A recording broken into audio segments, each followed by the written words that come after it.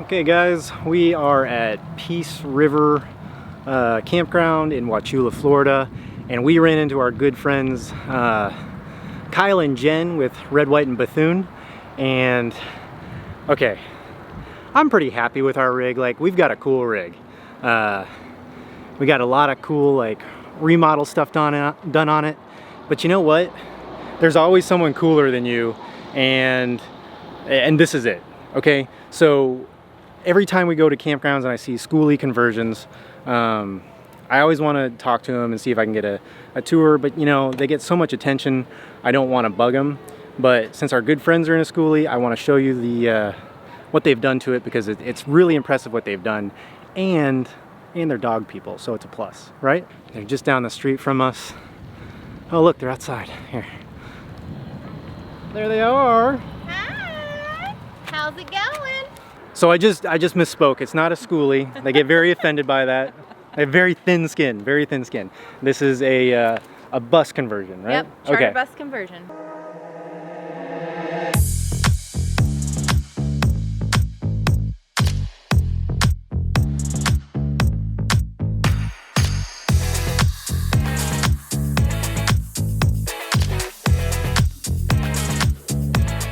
I'm Jen. I'm Kyle.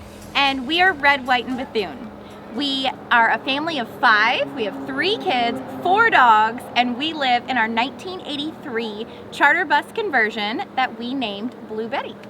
Yep, it's a 1983 Silver Eagle bus, 40 foot.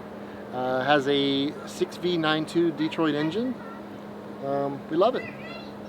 We have been full-time since March of 2020. We've been weekenders for years, but we made the plunge and wanted to go full-time with all of our craziness. You can find us on Instagram, YouTube, Facebook, and at redwhiteandbethune.com. All right, let's go take a look at Blue Betty. Okay, so like I had to stop immediately because of this. Look at that. Isn't that awesome? AstroTurf door. All right, so let's head inside. So when you first come in, we built this key rack with little dog butts on it to hold all of our keys, dog leashes, mail. It's actually come in really, really handy. Check that out. Yep. They got their own masks. Branding, man. Our own face mask. So we've got our Berkey over here when you come in. Kyle made this tabletop out of plywood, I believe, and stained it. It's been really, really nice to have a space up here to put stuff for decoration and for our Berkey to sit. Over here, Kyle actually built a custom steering wheel cover. So that way we have an extra desk for the kids to work on for homeschool, or if we want to sit up here and do our work too. We came in through the entrance here. They got the driver's station, yeah, the cockpit over here. And now we're kind of moving into the main living area, and they have done just a ton of work in here. Yeah, if you would have seen it before, it was completely baby blue. We got our bus from a gospel singer, actually, and he had an affinity for the color blue, and everything in here, cabinets, walls, it all was blue. So it had to go. But come on into the living room. This is our love seat over here. We also have our main sofa over here.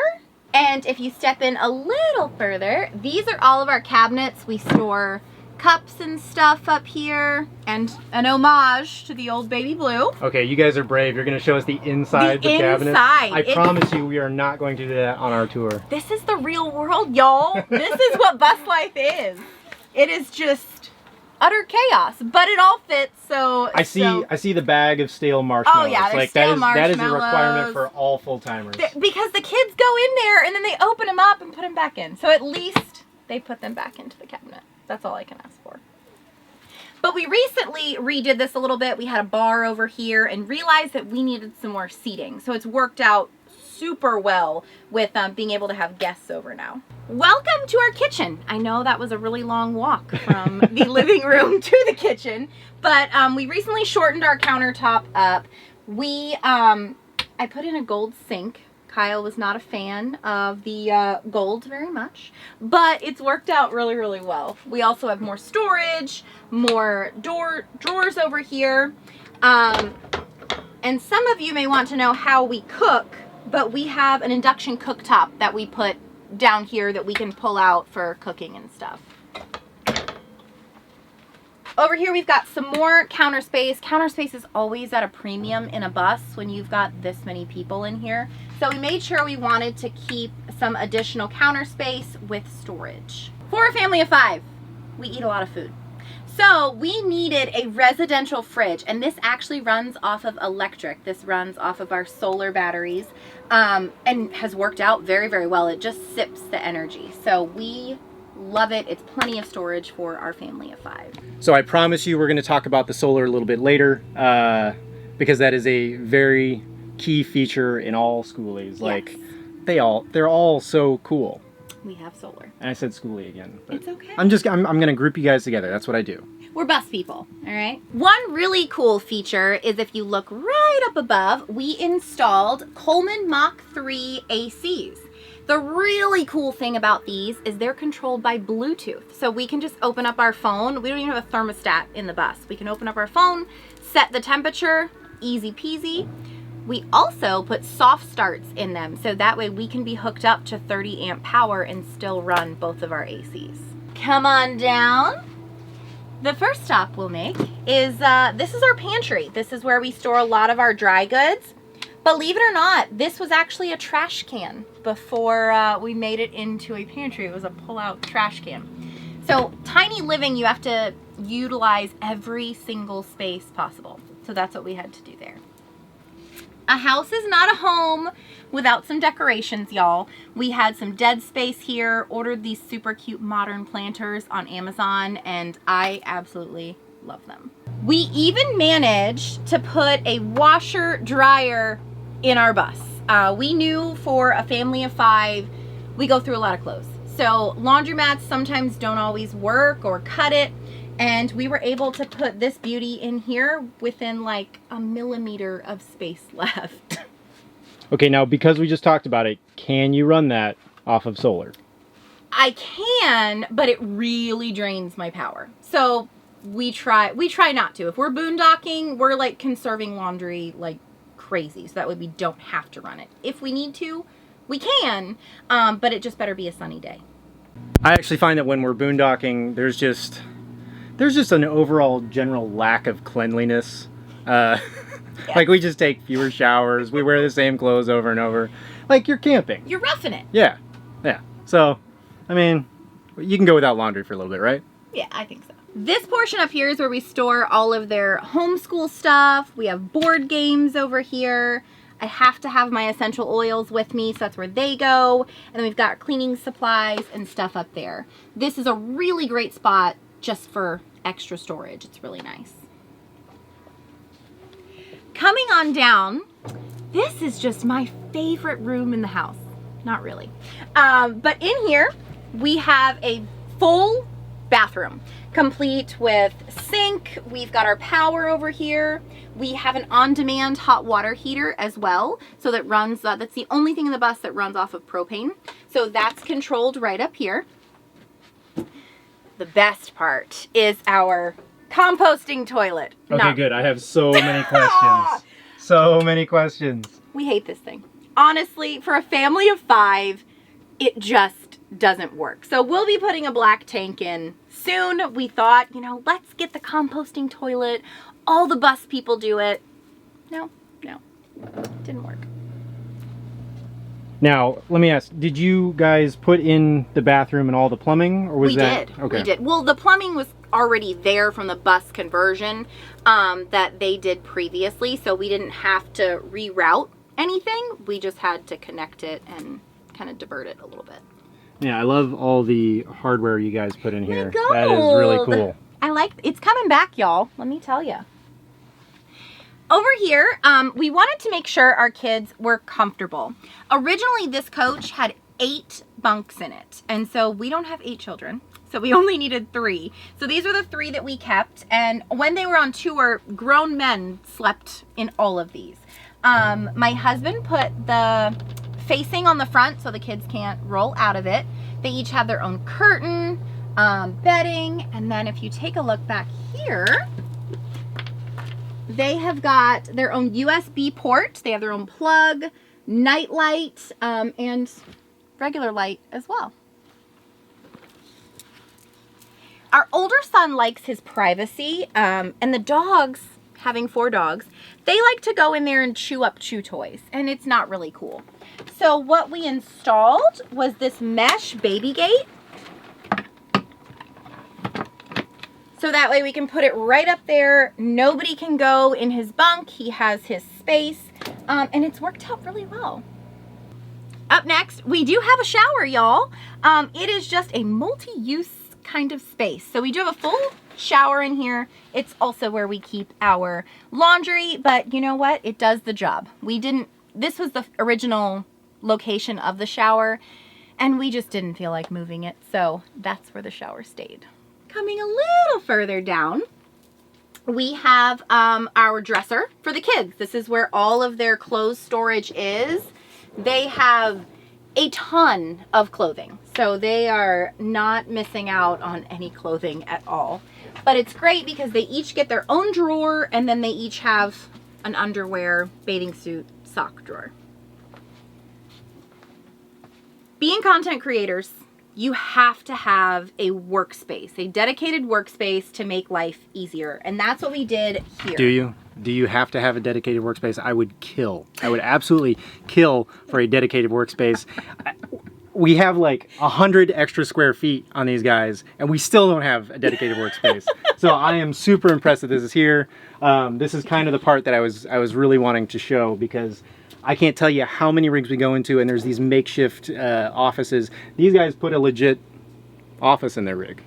Yeah, we had to have one. We needed that space that was solely dedicated to just being able to work. Because for me, I need to be in the zone when I'm working, and I need my own space for it. So we actually both can fit here. Up here, we have our charging station. So we have everything for our cameras, all the cords, all of our laptops. Everything's located up here, so we can just grab and put it down on the desk. And then over here is more of a cluster, but you know, real life. This is mine and Kyle's closet. We have tons of storage for clothes. We even have more bins in here to store unmentionables. But right below it is our dog kennel. So as you can see, they all fit in there pretty well. It's a 3x5 kennel. And they sleep on top of each other anyway, even though there's plenty of room for them. So they're in there whenever we leave or we go somewhere, because they tend to be a little mischievous and can get into trouble when they're unsupervised. Or when you're filming home tours. Or when you're filming home tours, you know, they gotta be in. They gotta have their spot. That is a really cool built-in. I like that. Yeah, Kyle did it. He did a really, really good job. But it's 3 feet by 5 feet, so they have a ton of space in there. Coming on down a little further is, as my daughter calls it, where the magic happens. This is our bedroom. We put in a residential king-size bed. This was important because we do a lot of movie nights with the kids. We have hangouts with them. So having a huge bed with 4 dogs and 3 kids was imperative. And if you'll notice, we have a nice faux boxwood wall back there. Reason being is the wall was super wonky when we were remodeling it, and wallpaper wasn't working, just painting it wasn't working. So we got the idea to put some faux boxwood up there, and we actually really, really like it. Over here is my makeup and skincare area. It folds down. I'm able to sit right here, do my makeup. I even have a mirror underneath that's lighted. And it just goes up here. I can do my makeup really quickly, put it away, and then close the desk up. Just like that. So where do we store extra stuff? Under our bed. We put struts on the bed so we can raise it up, and we have a ton of storage down here. Mainly it's winter clothes, first aid, some different things that we don't pull out every single day, but this area has been awesome for us for being able to store things. So you may have taken a look around the kitchen and been like, where's their oven? How do they cook food? We have our microwave, We also use our air fryer in conjunction with our cooktop that is underneath the sink, and we have a portable charcoal grill. So whatever we want to cook, we're able to cook it. Thank you guys so much for taking a look around the inside of the bus. Right now, I'm going to hand you guys off to Kyle, and he's going to talk about all the awesome storage underneath and our solar system.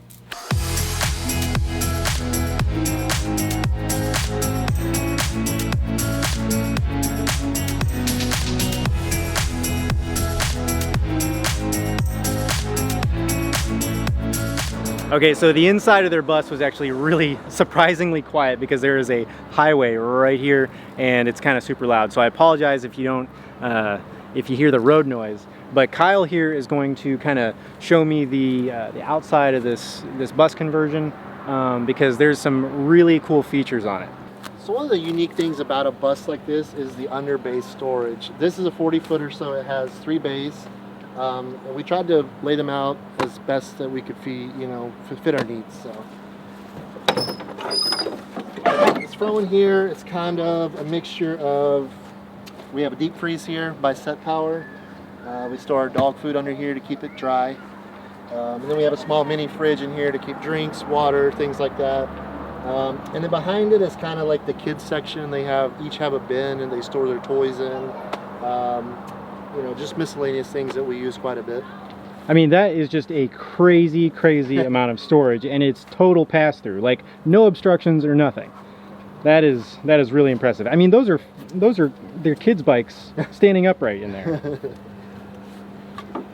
Moving on toward the back.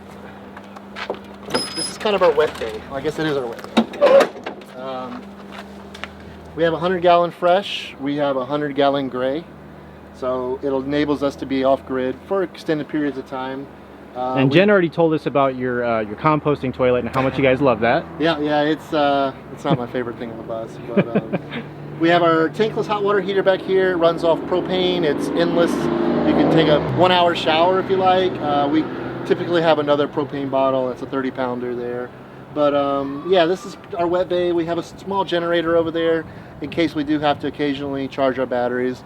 If we have a cloudy sky or what have you. Our pumps are, I actually have an actuator here that keeps water pressure on the taps all the time so there's no air gets in the lines. So we really laid this bay out pretty well, and it's very functional for our needs. Now, this being kind of the utility part of your conversion, how much of this did you put in?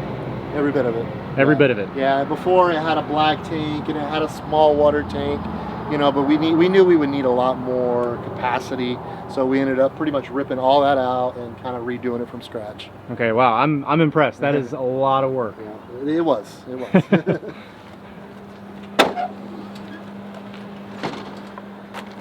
All right, moving back to the final bay, I have kind of a makeshift workshop here. I have a Snap-on toolbox that is jam-packed with tools. Because like pretty much any RV, they're going to break. You're always going to be fixing things. But yeah, we have our inverter system here for our second solar system, which powers the ACs. It's a Victron 5,000 watt inverter, 24 volt. We have 2 3 kW lithium batteries in the center there. And this is our electrical bay also. All of our panels, the transfer switch, pretty much anything that powers the bus runs through this bay at some point. And then we just have some other miscellaneous storage. I mean, obviously my toys and a few things on the other side, fishing, just random stuff we're going to need. And we also do in this bay have a 50 amp cord, so we're not off grid and we're at a park, we can plug into shore power. And now when you're plugged in to shore power at an RV park, what happens with the solar?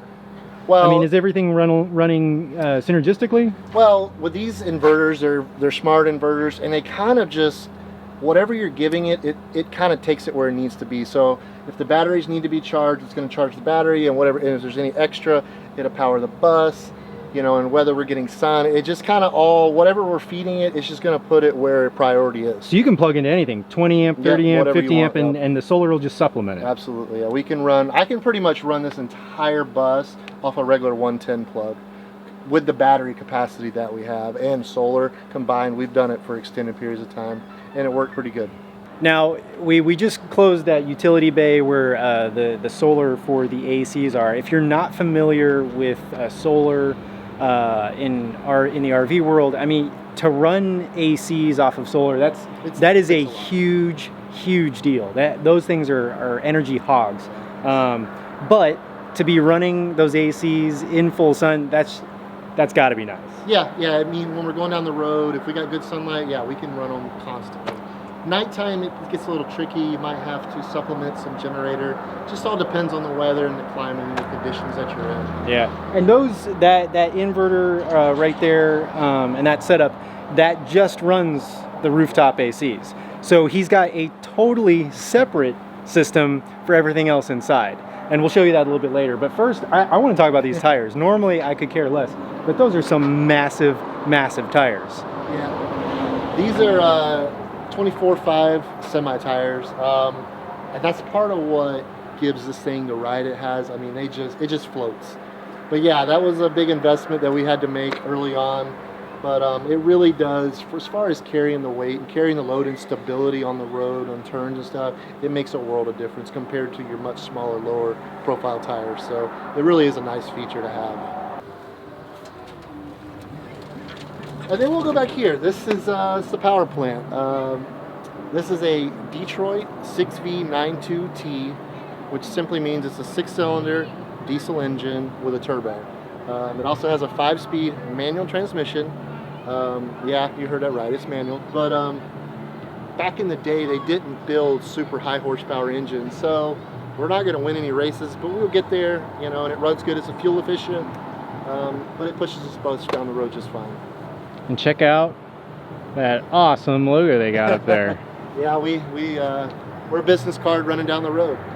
Yeah, so even though they are set up to just boondock like champs, they are equipped to plug in at a regular campground. So they've got all the shoreline, they've got all the sewer hoses and everything just like normal. But they can also be out in the middle of nowhere and be really comfortable. All right, so we're gonna go in and show you the system that we keep inside for the solar that basically runs the rest of the house. So let's go. So don't mind my chaotic wiring. But anyway, this is a Victron 3000. This is a 12-volt system. We use this, like I said, to run the lights, to run, you know, pretty much anything other than the ACs goes through here. And most importantly, the residential fridge, right? Yep, the fridge. When we run it, I mean, it could run for days off of just these batteries alone. We have about 600 amp hours of lithium batteries down here. But yeah, this system is powered by 4 panels on the corners, and then there's 6 panels in the middle that feed the big system below. But I really am proud of this system. It really is a nice feature. You don't have to worry about running the generator for lights or, you know, worrying about your battery capacity, because it pretty much can withstand a lot of abuse and a lot of use.